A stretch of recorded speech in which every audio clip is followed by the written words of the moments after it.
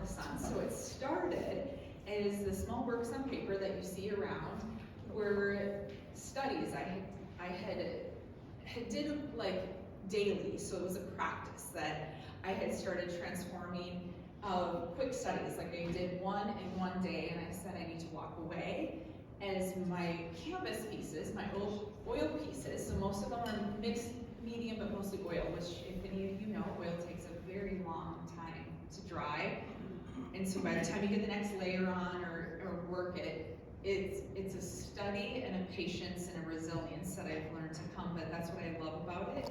You can come back and manipulate it many days later, or just kind of it's a growing. And so I started being like, okay, in college, I did both screen printing and works on paper and oil as my main study, but it was kind of coming back to that, which was a new avenue. And so the first one was these journeys around the sun. So I did, for each year I was alive in my journey around the sun, and then I started just doing it as like, I don't know titles, so it was a daily practice, and I just titled them for the date that I did them. Some you'll probably never see, and some were beautiful studies that are what it's come.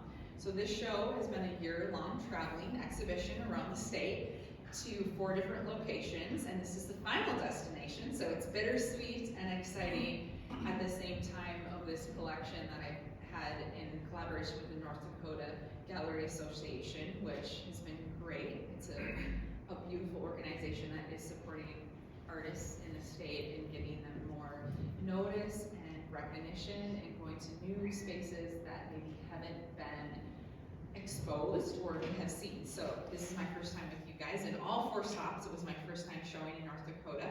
So I am from Bismarck, North Dakota. Like Anna said, I went to North Dakota State University, NDSU, and I studied interior design and art. And I have Winnie, so thank you, Winnie, for showing up and surprising me tonight. Was one of classmates, or younger, but there, and I had a wonderful experience and studied that. And then as soon as I graduated, I got picked up by a gallery and started practicing and kind of thrusted into it in a way that I'm grateful and probably naive and a lot of learning curves, but was almost the best way to do it. So since then, I have been a full-time practicing artist, and abstract expressionism has always been my love and really where I've gone. I think over the last decade that I technically have been a professional artist. It's transformed, but it's never left that genre as a whole. So, anybody? I just have a comment. I love the textures on this. Yep. And I always talk about layers of texture in wine, but also it just really just goes as well. I love that. It's really awesome. Thank you. Yep, so, and it's solid oil, so I don't use any medium to mix in it or anything like that. So yeah, it's a solid oil, and I think this piece particular is that love-hate, where I probably started. So from the moment I laid the first layer of paint on it to the end, it's probably like a 5-year timeline, which seems crazy, and some are not that. But it's like some you just don't know. So I work on probably like 30 canvases at once in the studio or more, put them away, come back to them. But it's almost like the aging of wine. It gets better with time, and we can't rush it, and we can't force it. So I think it goes hand in hand. Which, like, a long bucket list is to have my art on labels, or one is to have it. So I was like, okay, this is the universe telling me it's a win. I was like, I like it tonight. I was like, one day I would love to have my art on a label, or it's just kind of one of those things. But I think it's that practice of resilience of time and waiting, and you can't force it. So, yes. And that leads into like, how do you know when to stop? Do you just walk away, come back, look again? That's a great question. How do you? I think it's I never fully know, but I think in the practice of my 36 years that have gotten me to this point in life, or how I'm to this point of creating, you just have to trust your gut, and and sometimes I won't sign it, and I'll wait a couple weeks or a month, and then I'll come back and I never touch it. It's like, okay, it feels right today. A month ago it didn't feel right, I didn't sign it. Sometimes I'm like, pushed it too far, I should have stopped. Do you ever just scrap something and Yeah. I went too far. Yep, and then and you'll never see that, and it's just it's hidden in the back. And someone else will come into the studio and be like, oh my god, I love this. But if it doesn't feel right to me, or I couldn't sign it, I have to feel comfortable to put it out into the world. And I think there's that balance where sometimes, also with commissions, like a client will commit to a size, and so a commission works like, okay, I like this particular painting, can you make another one? It can't be identical. And I think sometimes at that point it's a dance too, and I like it, it's a challenge, and you have to also trust that client. They have to be happy with it. I want them happy with it at the end. And so there's that juxtaposition of like, okay, it's that counteract of like, is this what it is, or is it? I have to also sign on it, but it also pushes me in my boundaries. So it's a challenge as much as I don't like it, versus, oh, this could sit in my studio for 10 more years and I don't have to sign it or not. So there's not a timeline, and those pieces are great too. And then there's pieces where it's like a timeline is really healthy boundary and to know. So it's not a clear-cut answer, but I think it's just knowing, and sometimes only in your gut you can kind of distinguish that difference. Does that indirectly? You do you. Yeah, and then each artist has to do their self and know, and then you have to not listen to the noise of the outside world, or know what you're creating and putting into the world is only for you, and hopefully others enjoy it. But there's a reason, or there's a metaphor, there's something that I need. You know, it's like breathing. It's like I have to be able to create, and I have to do it. And so I'm just glad when others like it or not, or even if you don't like it, it's provoked some emotion, and that's my goal as an artist. If it provokes any emotion, and if you don't like it, it's provoking some emotion. If you don't understand it, that's okay. And I hope by the end of any time spent with my work that you can see something different, or you can see a different layer you didn't see, or something that you're like, oh, I can appreciate it on a different level than I did when I first walked in. Yes. Yes. I for one appreciate the irony and somewhat, dare I say, comedy on your snowstorms back. Yes. So I'm curious what the inspiration was for those two. Yes, that's in it. That's probably my secret. Was a 5-year-old came into my studio, and I think I really, really like talking to children because they are not afraid to tell you what they see or what they think, good or bad. Adults get a little more skittish and scared, or like there's a right way to talk about, or what they see. They think that and especially in abstract expressionism, that's the beauty, is there's nothing there. It's expressing through texture and color and movement and scale and all these things. So I'm not telling you what to see. I just want you to feel something or come up, and good or bad. And so children are not afraid to tell you. And so it was probably an hour conversation, and it was probably the dead of winter. And she was just like, had never been to Mexico, but it was like, I gotta get out of here, and I gotta go to Mexico. There's a snowstorm in Bismarck, and then there's a snowstorm in Mexico. And I was like, well, Mexico doesn't have a snowstorm. Yes, it does, but I'm gonna go there. So that's kind of where the humor in it came, and that fun story of that day with her in the studio. So, yeah. Which was fun. That's why I'm glad you guys do a lot with the children.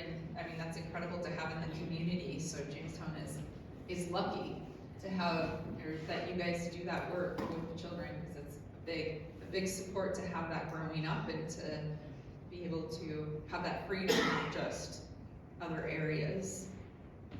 Yes. Do you think in like a particular dimensional perspective, like I'm thinking of this one, looks like some sort of bodies. The what? Which one? I think it's named something flowers. Oh, yes. But I mean, any of your paintings really. Like, are you thinking in 3 dimensions, north, south, like up, down, or are you thinking? I don't know, I'm just curious. How are you perceiving what is coming out? Well, I think I like it because it got you to think that way, and I got you to start thinking that way, and there's no wrong or right. And I feel that's the beauty of abstract, is it's an abstract thought or feeling or motion or place. So I did maybe transcend you to a different place, and you know, I love the vastness of the desolate of North Dakota. It's probably still my greatest. I keep coming back to inspiration of that we're able to come to that. So it's when we come to it, North Dakota has beautiful, every one of these colors are in the natural landscape of North Dakota or anywhere, right? We think, well, that neon color isn't, and it is. It really, if we look into that, Earth has created everything before us. And so as much as we don't think it is, I'm just taking it and transforming it and molding it. So I see it as, okay, these are the miles, that one's titled Miles, that I've walked through North Dakota. These are the places, in a good and bad. And a lot of times I do put black as a base, and I think of it as a strong foundation versus it's like my happy place. But people still have a connotation of black being dark or heavy, and I think of it as light or my happy place. But I have found that that's where it's trying to change that perspective, like anything, right? And any time in art, in any like music, and I listen to a lot of music. I'm grateful for poets. I turn to other artists as my inspiration. When I'm in an artist block, okay, where do we go? What do we use? And I'm like, oh, I couldn't articulate that. This song did this poem did it, and I'm really grateful that they created that. I don't use words, I use paint to go there, but I think it's kind of changing that mindset and what that looks like. I don't want to put that much power in me, but I do think it is like if we all, not everyone resonates. That's why there's all these different artists. We can never have too many, I think, because everybody resonates with a different artist. Why? And that's okay.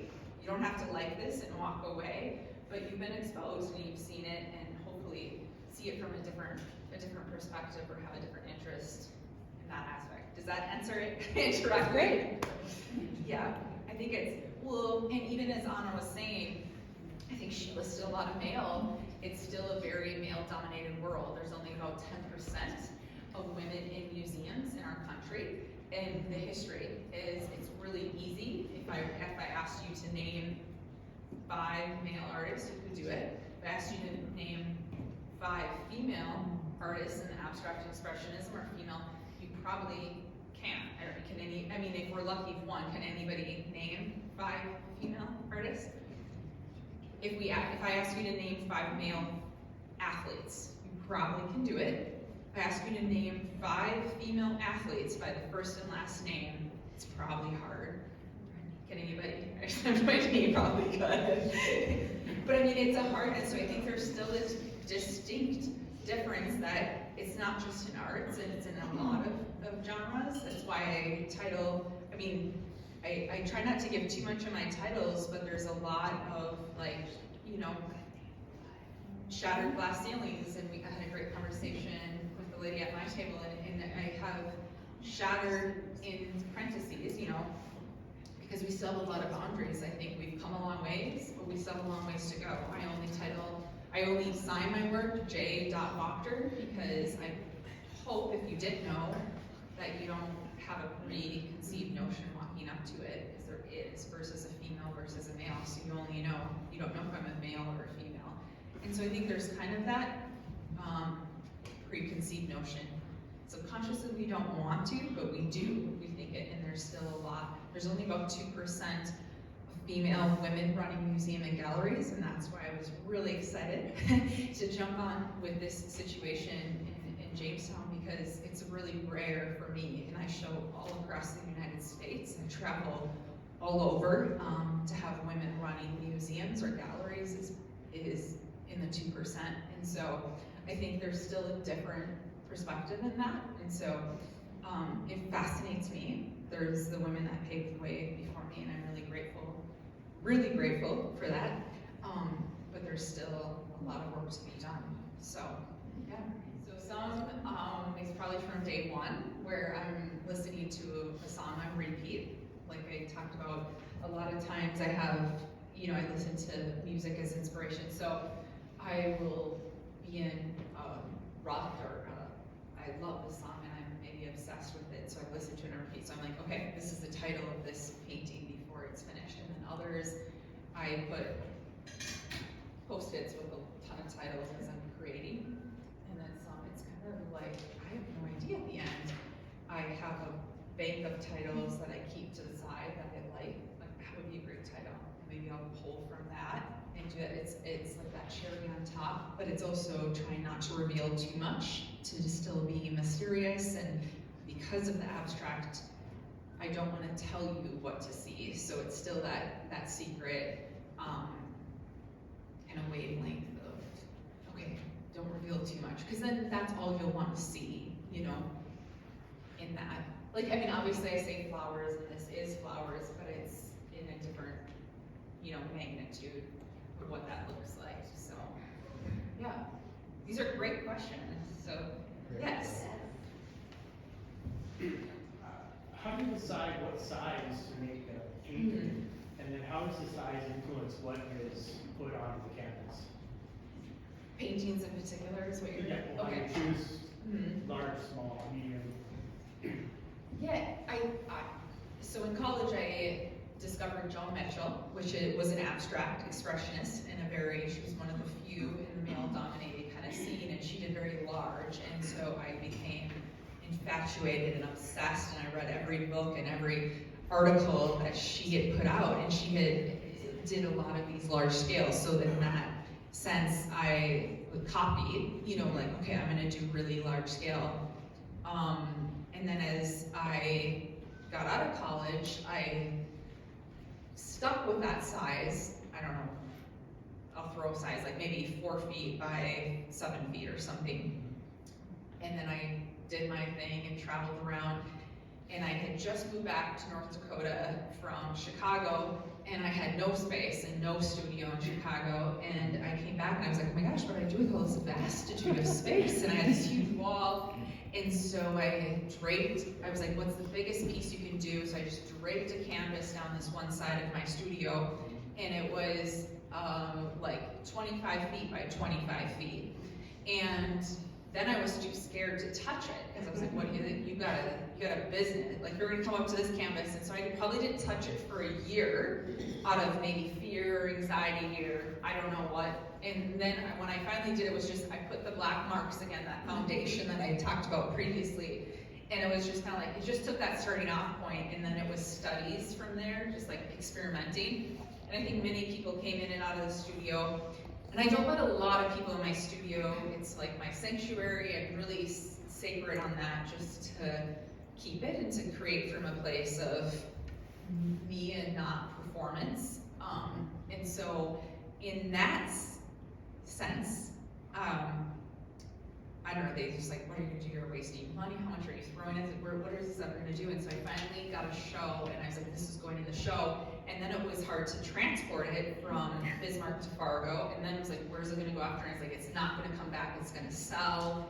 I'm gonna sell it. So it's kind of knowing in your gut, or taking a risk on yourself. And especially in this unpredictable career, and this not always knowing the path before you, but I was like, it's gonna sell, and I manifested it, and it sold. And that's probably what put me on the map, especially on the West Coast. Like, they have bigger homes, and that client had multiple homes and bought other art, and their friends saw the art and bought it. So I would say that's truly what catapulted my career to a whole nother level, is that one. But it was knowing and trusting myself, and also taking that risk. So from there, I was like, no size is too big, no size is off limits. So yet that's not the most common size. I mean, those are I still do them, and I still am able to sell, but that's not the average. But it's a nice challenge. So I would say these are more small candy size, but for most people, these are big too. I mean, you know, and trying to find that. And then that's kind of where the challenge was, to go really small. Like, can I do it on a small scale? Can this, and sometimes that's harder, because every mark has such a more weight than when you have a bigger canvas that you can play with. Does that make sense? Like, it's like, whoa, this mark goes a long ways, so. Yeah. And one more question, Jessica, if they want to see more of your large paintings or your other work, where would they find it? JessicaWachter.com. So yeah, I think that's the best avenue to see more, follow what I'm doing, or I try to share what I'm thank you guys so much for asking great questions. Thanks for having me. Thanks for being open and willing to hear and listen about my work.